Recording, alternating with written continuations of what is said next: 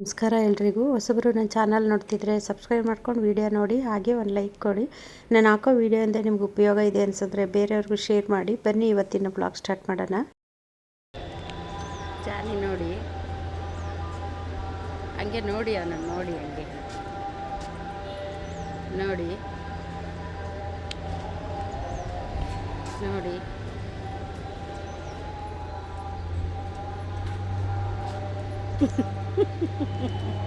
ನೋಡಿ ನೋಡಿ ಅವನನ್ನು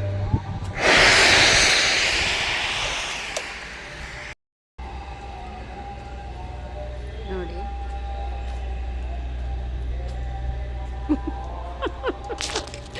ಅಯ್ಯೋ ಕತೆ ಜಾನಿ ನೋಡಿ. ಅಯ್ಯೋ ಇದು ವಸಂತಿ ಬೇರೆ ಸಿಗಾಕತ್ತೆ ನೋಡಿ.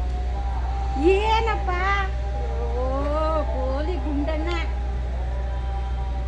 ನೋಡಿ. ಅವನಿಗೆ ಏನು ಅನಿಸುತ್ತೋ ಏನೋ ಗೊತ್ತಿಲ್ಲ, ನನ್ನ ಜೊತೆನೇ ಬರ್ತಾನೆ. ನೀರು ಹಾಕ್ಬೇಕಾದ್ರೂ ಗಿಡಗಳಿಗೂ ಅದೇ ರೀತಿ ಮಾಡ್ತಾನೆ, ನಾನಲ್ಲಿ ಓಡಾಡಬೇಕಾದ್ರೂ ಇದೇ ರೀತಿಯೇ ಮಾಡ್ತಾನೆ.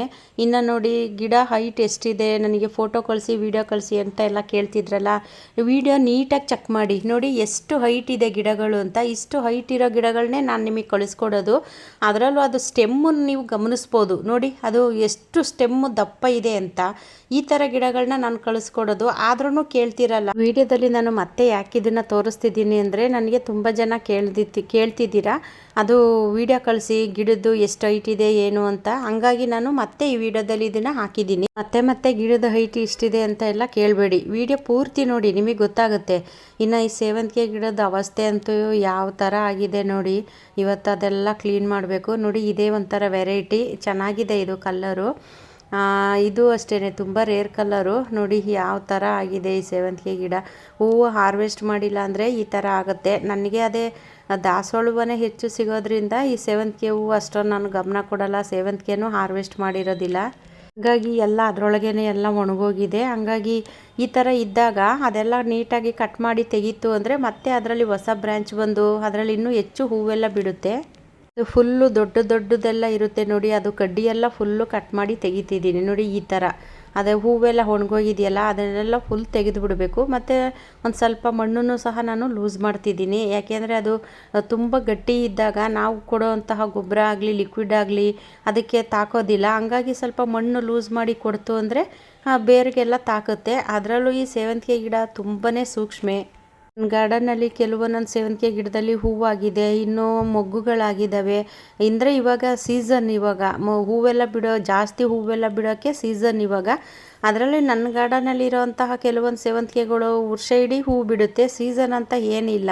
ಈ ಪಿಂಕಿಗಂತೂ ಸೀಸನ್ ಅಂತ ಏನೂ ಇಲ್ಲ, ವರ್ಷ ಇಡೀ ಹೂ ಇರುತ್ತೆ ನೋಡಿ. ಅದೆಲ್ಲ ಕಟ್ ಮಾಡಿ ತೆಗೆದ್ಬಿಟ್ಟು ಸ್ವಲ್ಪ ಮಣ್ಣು ಲೂಸ್ ಮಾಡ್ತಾ ಇದ್ದೀನಿ. ಅದರಲ್ಲೂ ಈ ಮಳೆ ಅಂತೂ ಸಣ್ಣ ಜಿಡಿ ಥರ ಬರ್ತಾನೆ ಇದೆ. ಮಳೆ ನಿಂತಾಗ ಹೋಗಿ ಕೆಲಸ ಮಾಡೋದು, ಮಳೆ ಬಂದಾಗ ಮತ್ತಲ್ಲೋ ಕುತ್ಕೊಳ್ಳೋದು, ಇದೇ ಥರ ಮಾಡಿದ್ದಾಯಿತು. ಯಾಕೆಂದರೆ ಇದು ಹಂಗೆ ಬಿಡ್ತು ಅಂದರೆ ಮತ್ತೆ ಇದು ಹೂ ಬರೋದಕ್ಕೆಲ್ಲ ಅನುಕೂಲ ಆಗೋದಿಲ್ಲ. ಹಂಗಾಗಿ ಇವತ್ತು ಅದು ಕಟ್ ಮಾಡಿ ತೆಗಿಯೋಣ ಅಂದ್ಬಿಟ್ಟು ತೆಗಿತಾ ಇದ್ದೀನಿ.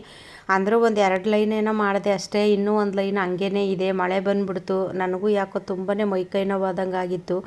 ಬಂದು ಮಾತ್ರೆ ನುಂಗಿ ಮಲ್ಕೊಂಡಳು. 6 ಗಂಟೆಗೆ ಎದ್ದಿದ್ದೀನಿ. ಈ ಲೈನ್ ಇದು ಕೊಳಾಯಿ ಕಡೆ ಇರೋವಂತಹ ಲೈನು. ಅಂದರೆ ನನ್ನ ವೀಡಿಯೋ ರೆಗ್ಯುಲರಾಗಿ ನೋಡೋರಿಗೆ ಗೊತ್ತಿರುತ್ತೆ ಯಾವ ಕಡೆ ಇರುತ್ತೆ ಅಂತ ನೋಡಿ. ಇದೆಲ್ಲ ಒಣಗೋದಂಗೆ ಆಗ್ಬಿಟ್ಟಿದೆ, ಅದು ಕಡ್ಡಿ ಇರೋದೆಲ್ಲ. ಅಂದರೆ ಸ್ವಲ್ಪ ಹೂವು ಇರೋದೆಲ್ಲ ಹಾಗೆ ಬಿಟ್ಬಿಟ್ಟು ಇನ್ನು ಮಿಕ್ಕಿದ್ದೆಲ್ಲ ಕಟ್ ಮಾಡಿ ತೆಗಿತಿದ್ದೀನಿ. ಎಲ್ಲ ಕಟ್ ಮಾಡಿ ತೆಗೆದು ಇದಕ್ಕೆ ಮತ್ತೆ ಗೊಬ್ಬರ ಏನಾದರೂ ಕೊಡ್ತು ಅಂದರೆ ತುಂಬ ಚೆನ್ನಾಗಿ ಹೂವೆಲ್ಲ ಬರುತ್ತೆ.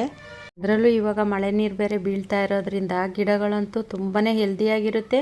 ಮತ್ತು ಬೇಗ ಅದು ಹೂವೆಲ್ಲನೂ ಸಹ ಕೊಳ್ತೋದಂಗಾಗುತ್ತೆ. ಹಾಗಾಗಿ ಈ ಸೇವಂತಿಗೆ ಗಿಡದಲ್ಲೆಲ್ಲ ಅದೇ ರೀತಿಯೇ ಅದರಲ್ಲೂ ಈಗ ಮಳೆಗಾಲ ಆಗಿರೋದ್ರಿಂದ ಈ ಥರ ಎಲ್ಲ ಕ್ಲೀನ್ ಮಾಡಬೇಕು ಸೇವಂತಿಗೆ ಗಿಡನ. ಇಲ್ಲಾಂದರೆ ಬೇಗ ಫಂಗಸ್ ಅಟ್ಯಾಕ್ ಆಗಿಬಿಡುತ್ತೆ ಈ ಸೇವಂತಿಗೆ ಗಿಡಕ್ಕೆ. ಕಪ್ಪು ಏನು ಈ ಥರದ್ದೆಲ್ಲ ಶುರುವಾಗುತ್ತೆ. ಬುಡದಲ್ಲಿ ಜಾಸ್ತಿ ಎಲೆಗಳೆಲ್ಲನೂ ಬಿಡಬಾರ್ದು, ಗುಂಪಾಗಿರುತ್ತಲ್ಲ ಅದನ್ನೆಲ್ಲ ಸ್ವಲ್ಪ ಎಲೆ ಎಲ್ಲನೂ ಕಟ್ ಮಾಡಿ ತೆಗಿಬೇಕು. ಅದಕ್ಕೆ ಒಂಥರ ಗಾಳಿ ಆಡೋದಕ್ಕೆ ಅವಕಾಶ ಮಾಡಿಕೊಟ್ರೇ ಅದು ಸ್ವಲ್ಪ ಚೆನ್ನಾಗಿ ಗಿಡ ಬೆಳವಣಿಗೆ ಆಗೋದು. ಇಲ್ಲಾಂದರೆ ಈ ಥರ ಸಮಸ್ಯೆ ಆಗುತ್ತೆ. ಸೇವಂತಿಗೆ ಗಿಡನ ನೀವು ಒಂದೇ ಒಂದು ಸಸಿ ಇಟ್ಟರೂ ಸಾಕು, ಅದರಿಂದ ನೀವು ಸಾವಿರಾರು ಸಸಿಗಳನ್ನೂ ಮಾಡ್ಕೋಬೋದು. ನೀವು ಅಲ್ಲಿ ಗಮನಿಸ್ಬೋದು ಎಷ್ಟೊಂದು ಸಸಿಗಳೆಲ್ಲ ಬಂದಿದೆ ಅಂತ. ನಾನು ಇದರಲ್ಲಿ ಒಂದೊಂದೇ ಸಸಿ ಇಟ್ಟಿರೋದು, ಆದರೂ ನೋಡಿ ಎಷ್ಟೊಂದು ಸಸಿಗಳು ಬಂದಿದೆ. ಇದರಿಂದ ನಾನು ತೆಗೆದು ಸಸಿ ಮಾಡಿನೇ ನಿಮಗೆ ನಾನು ಕಳಿಸ್ಕೊಡೋದು. ಸಸಿಗಳಿಗೆ ಅಂತಲೇ ನಾನು ಒಂದೆರಡು ಪಾಟು ತೆಗೆದುಬಿಟ್ಟು ಅದರಿಂದ ಸಸಿ ಎಲ್ಲನೂ ಬೇರೆ ಕವರಲ್ಲಿ ಹಾಕಿ ಇಟ್ಟಿರ್ತೀನಿ. ಇನ್ನು ನೋಡಿ ಇದು ಒಂದು ಲೈನಲ್ಲೇ ನೋಡಿ ಇಷ್ಟೊಂದೆಲ್ಲ ಸಿಕ್ಕಿದೆ. ಈ ಥರ ಗಾರ್ಡನ್ ವೇಸ್ಟ್ ಎಲ್ಲನೂ ನೀವು ಗೊಬ್ಬರ ರೆಡಿ ಮಾಡಿಕೊಂಡು ಸಹ ಗಿಡಗಳಿಗೆ ಹಾಕ್ಬೋದು. ಒಂದು ಚೀಲದಲ್ಲಿ ಕಟ್ಬಿಟ್ಟು ಇಡ್ತು ಅಂದರೆ ಅದ್ರ ಪಾಡಿಗೆ ಅದು ಗೊಬ್ಬರ ರೆಡಿ ಆಗುತ್ತೆ. ನೋಡಿ ಸಣ್ಣ ಸಣ್ಣಗೆ ಸೋನೆ ಥರ ಬರುತ್ತೆ. ಅದರಲ್ಲೂ ಈ ಜಾನಿ ಬೇರೆ ಬಿಟ್ಟು ಒಂದು ಸೆಕೆಂಡು ಇರೋದಿಲ್ಲ. ಇನ್ನು ಅದು ಕೊಳಾಯಿ ಕಡೆ ಲೈನು ಮುಗೀತು. ಇನ್ನು ಇದು ಈ ಸೈಡು ಅಂದರೆ ಇದು ಮೆಟ್ಲು ಹತ್ಕೊಂಡು ಬರ್ತೀವಿ ನೋಡಿ, ಆ ಕಡೆ ಲೈನ್ ಇದೆಯಲ್ಲ ಆ ಸೈಡು. ಅಂದರೆ ರೆಗ್ಯುಲರಾಗಿ ನಾನು ವೀಡಿಯೋ ನೋಡಿರೋರಿಗೆ ಗೊತ್ತಿರುತ್ತೆ ಇದು ಯಾವ ಕಡೆ ಲೈನು ಅಂತ. ನೋಡಿ ಇದನ್ನು ಸ್ವಲ್ಪ ಅದು ಕೆಳಗಡೆ ಮೊಗ್ಗೆಲ್ಲ ಇರುತ್ತೆ, ಹಂಗಾಗಿ ಅದು ಮೇಲೆ ಹೂವೆಲ್ಲ ಒಣಗೋದಂಗೆ ಆಗಿರೋದನ್ನು ಕಟ್ ಮಾಡಿ ತೆಗಿತಿದ್ದೀನಿ. ನೋಡಿ ಅದರಲ್ಲಿ ಮೊಗ್ಗಿದೆಯಲ್ಲ, ಅದು ಮೊಗ್ಗಿರೋದನ್ನು ಹಾಗೆ ಬಿಟ್ಬಿಡ್ಬೇಕು. ಕೆಲವೊಂದನ್ನು ಬಡ್ಡೆ ಪೂರ ನಾನು ಕಟ್ ಮಾಡಿರ್ತೀನಿ ಅದನ್ನು ಕಡ್ಡಿನ. ಕೆಲವೊಂದು ಈ ಥರ ಮೊಗ್ಗುಗಳಿದ್ದಾಗ ಅದು ಒಣಗೋಗಿರೋ ಹೂವು ಮಾತ್ರ ಕಟ್ ಮಾಡಿಬಿಟ್ಟು ಇನ್ನು ಮಿಕ್ಕಿದ್ದೆಲ್ಲನೂ ಹಾಗೆ ಬಿಟ್ಟಿರ್ತೀನಿ. ಏಕೆಂದರೆ ಅದರಲ್ಲಿ ಇರೋವಂತಹ ಮೊಗ್ಗುಗಳನ್ನು ಸಹ ಹೂವು ಅರಳುತ್ತೆ. ಕಡ್ಡಿ ಎಲ್ಲ ಕಟ್ ಮಾಡಿದ್ದೀನಲ್ಲ, ಅದೊಂದು ಕಡ್ಡಿ ಇಟ್ಟರೂ ಸಾಕು ಬರುತ್ತೆ. ಈ ಸೇವಂತಿಗೆ ಗಿಡ ಬೆಳೆಸೋದೇನು ಅಷ್ಟೊಂದು ಕಷ್ಟ ಅನಿಸೋದಿಲ್ಲ. ನನ್ನ ಪ್ರಕಾರ ಕಷ್ಟ ಏನು ಅನಿಸೋದಿಲ್ಲ. ಈ ಕಡ್ಡಿ ಸುಮ್ಮನೆ ಅಲ್ಲೆಲ್ಲಾದರೂ ನೀವು ಒಂದು ಕಡ್ಡಿ ಇಟ್ಟರೂ ಸಹ ಅದೇ ಚಿಗುರ್ಕೊಂಡು ಮತ್ತೆ ಸಸಿ ಆಗುತ್ತೆ. ಕೆಲವ್ರು ಹೇಳ್ತೀರಾ ನಾವು ಎಷ್ಟೇ ಸೇವಂತಿಗೆ ಇಟ್ಟರೂ ಆ ಗಿಡಗಳೇ ಬರೋದಿಲ್ಲ ಅಂತೀರಾ. ನೋಡಿ ಇವೆಲ್ಲ ನಾನು ಒಂದೊಂದು ಸಸಿ ಇಟ್ಟೇ ಇಷ್ಟೊಂದು ಗಿಡಗಳನ್ನ ಮಾಡ್ಕೊಂಡಿರೋದು. ನೋಡಿ ಈ ಥರ ಎಲ್ಲ ಕಟ್ ಮಾಡಿ ತೆಗಿತಿದ್ದೀನಿ ನಾನು. ನೋಡಿ ಅದು ಅಲ್ಲೂ ಸಸಿಗಳು ನೋಡಿ ಎಷ್ಟೊಂದು ಸಸಿಗಳೆಲ್ಲ ಬಂದಿದೆ. ಇವಾಗ ಇದನ್ನು ಕಟ್ ಮಾಡಿ ತೆಗಿತೀವಲ್ಲ, ಮತ್ತೆ ಅದು ಹೊಸ ಸಸಿಗಳೆಲ್ಲ ಬಂದು ನಮಗೆ ಮತ್ತೆ ಹೊಸದಾಗಿ ಹೂ ಬರುತ್ತೆ. ಇಷ್ಟೊಂದು ಹೂ ವೇಸ್ಟ್ ಆಗೋ ಬದಲು ನಾವು ಮಾರ್ಕೆಟಿಗಾದರೂ ಹಾಕ್ಬೋದಾಗಿತ್ತು. ಆದರೆ ನನಗೇನೆ ಸಮಯ ಇರೋದಿಲ್ವಲ್ಲ, ಇನ್ನೆಲ್ಲಿಂದ ಹಾಕೋದು. ನನಗೆಲ್ಲರೂ ಅದೇ ಬೈತಾರೆ, ಸುಮ್ಮನೆ ಇಷ್ಟೊಂದು ಹೂವೆಲ್ಲ ಒಣಗಿಸ್ತೀಯ ನೀನು, ತೊಗೊಂಡೋಗಿ ಅಲ್ಲಿ KG ಲೆಕ್ಕದಲ್ಲಾದರೂ ಕೊಡ್ಬೋದಲ್ವಾ ಅಂತ ಬೈತಾರೆ. ನನಗಂತೂ ಇವ್ನು ಕಟ್ಕೊಂಡು ಕೆಲಸ ಮಾಡೋಕ್ಕೆ ಆಗಲ್ಲ, ಅದಕ್ಕೆ ಇಷ್ಟೊತ್ತು ಕಟ್ಟಿದ್ದೆ ಬಿಟ್ಟಿದ್ದೀನಿ.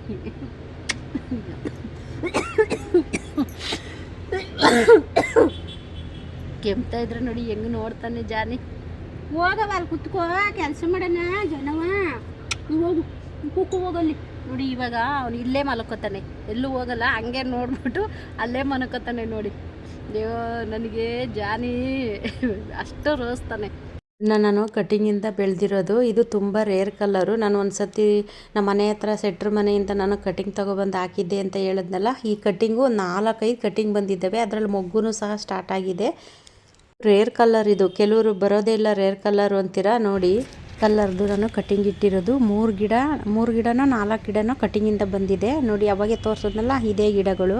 ನೋಡಿ ಜಾನಿನ ನಾನು ಹೇಳಲಿಲ್ವಾ, ನೋಡಿ ಇಲ್ಲೇ ಊರದ ಜಾಂಡ, ನೋಡಿ ಇಲ್ಲೇ ಮನ್ಕೊತಾನೆ, ಹೋಗಲ್ಲ ಅವನು. ನನ್ನ ಬಿಟ್ಟು ಅವನು ಒಂದು ಸೆಕೆಂಡು ಇರೋದಿಲ್ಲ. ಮಳೆ ಬರ್ತಿತ್ತು, ಇವಾಗ ಮಳೆ ನಿಂತಿದೆ. ಅಲ್ಲಿ ಕಟ್ಬಿಟ್ಟು ನಾನು ಕೆಲಸ ಮಾಡ್ತಾಯಿದ್ದೆ, ಇನ್ನೇನು ಮಳೆ ನಿಂತಿದೆಯಲ್ಲ ಅಂದ್ಬಿಟ್ಟು ಬಂದೆ. ನಾನು ಬಿಟ್ಟೆ ಅವನಿಗೆ. ನೋಡಿ ಬಂದು ಹೆಂಗೆ ಮನ್ಕೊಂಡಿದ್ದಾನೆ. ಮನುಷ್ಯರಿಗೆ ನಿಯತ್ತೇ ಇರಲ್ಲ. ಅದೇ ನಾವು ಮನುಷ್ಯರಿಗೆ ಎಷ್ಟೇ ಮಾಡಿದ್ರು ನಿಯತ್ತಿರಲ್ಲ. ಪ್ರಾಣಿ ಜಾನಿ ಅಂದರೆ ನಾನು ಪ್ರತಿಯೊಂದು ವಿಡಿಯೋದಲ್ಲೂ ಹೇಳ್ತೀನಿ, ಇವನು ಕೋಟಿಗೆ ಒಬ್ಬ ನಮ್ಮ ಜಾನಿ. ಜಾನಿ ತೋರಿಸೋ ಪ್ರೀತಿ ನೋಡಿ ಒಂದೊಂದ್ಸರಿ ನನಗೆ ನಿಜಕ್ಕೂ ಅಳು ಬಂದುಬಿಡುತ್ತೆ. ಯಾಕೆಂದರೆ ಅವನು ಒಂದು ಸೆಕೆಂಡು ಬಿಡೋದಿಲ್ಲ ನಾನು ಎಲ್ಲಿ ಹೋಯ್ತೀನೋ ಅಲ್ಲೇ ಬರ್ತಾನೆ. ನೋಡಿ ಇನ್ನು ಈ ಕಡೆ ಲೈನು ಕ್ಲೀನ್ ಮಾಡಿದ್ನಲ್ಲ, ಅದು ನೋಡಿ ಎಷ್ಟೊಂದು ಸಿಕ್ಕಿದೆ. ಒಂದು ಬೇಷನ್ ಫುಲ್ಲಾಗಿದೆ. ಅಂದರೆ ಮಳೆ ಬಂದರೆ ನನಗೆ ಕಸ ಎಲ್ಲ ಗುಡ್ಸೋಕೆ ಕಷ್ಟ ಆಗುತ್ತೆ ಅಂದ್ಬಿಟ್ಟು ನಾನು ಆ ಬಕೆಟಿಗೆ ಹಾಕ್ಕೊಂಡು ತಗೊಬಂದಲ್ಲಿ ಅದು ಬೇಷನಿಗೆ ಹಾಕ್ತೀನಿ. ಇದು ಚಿಕ್ಕದಾಗಿ ಬಿಡುತ್ತಲ್ಲ ಸೇವಂತಿಗೆ ಹೂವು, ಆ ಥರದ್ದು. ಇದನ್ನು ಅಷ್ಟೇ ತೆಗೆದು ಎಲ್ಲನೂ ಗೊಬ್ಬರಕ್ಕೆ ಹಾಕ್ತಿದ್ದೀನಿ. ಮಳೆ ಬಂತು ನೋಡಿ, ಇಲ್ಲಿ ಬಂದು ಕೂತಿದ್ದೀವಿ. ಸಿಂಟೆಕ್ಸ್ ಇದೆ ನೋಡಿ, ಕೆಳಗಡೆ ಕೂತಿದ್ದೀವಿ. ಜಾನಿ ಮನೆಗೆ ಹೋಗೋಣ ನಡಿ ಅಂತ ಕರೀತಾವನೆ ನನ್ನ. ನೋಡಿ ಈ ಮಳೆ ಅಂತೂ ಜೋರಾಗೂ ಬರಲ್ಲ, ಸುಮ್ಮನೂ ಇರಲ್ಲ. ಎರಡೆರಡು ಹನಿ ಎಸೆಯುತ್ತೆ ಹೋಗುತ್ತೆ. ನೋಡಿ ಮನೆಗೆ ಹೋಗ್ಬೇಕವ್ವ ಜನವಾ. ಇನ್ನು ಇದೇ ಒಂಥರ ಕಲ್ಲರು, ಅಂದರೆ ಚಿಕ್ಕದಾಗಿ ಬಿಡುತ್ತೆ. ಕಲರ್ ಅಂತೂ ತುಂಬಾ ಚೆನ್ನಾಗಿದೆ ಅದು. ನೋಡಿ ಇದು ಅಷ್ಟೇ, ಅದು ಒಂದೇ ಕಲ್ಲರು. ನೋಡಿ ಇನ್ನು ಇದೆಲ್ಲ ಕ್ಲೀನ್ ಮಾಡಿದ್ದಾಯಿತು. ನೋಡಿ ಮಳೆ ಬೇರೆ ಸ್ಟಾರ್ಟ್ ಆಯಿತು, ಹಂಗಾಗಿ ನಾನು ಅದು ವೀಡಿಯೋ ಮಾಡ್ಕೊಂಡು ಹೋದ್ನ, ಅದು ಫಾಸ್ಟಾಗಿ ವೀಡಿಯೋ ಆಗಿಬಿಟ್ಟೈತೆ.